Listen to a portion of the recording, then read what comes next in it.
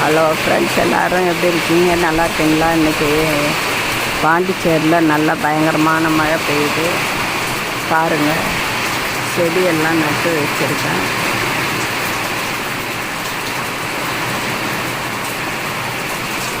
எப்படி இருக்குது தேங்காய்? எங்கள் வீட்டு தேங்காய் இருக்குது.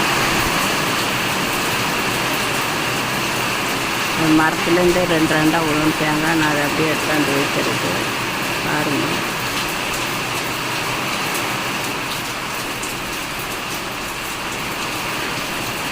நல்ல தேங்காய் இது.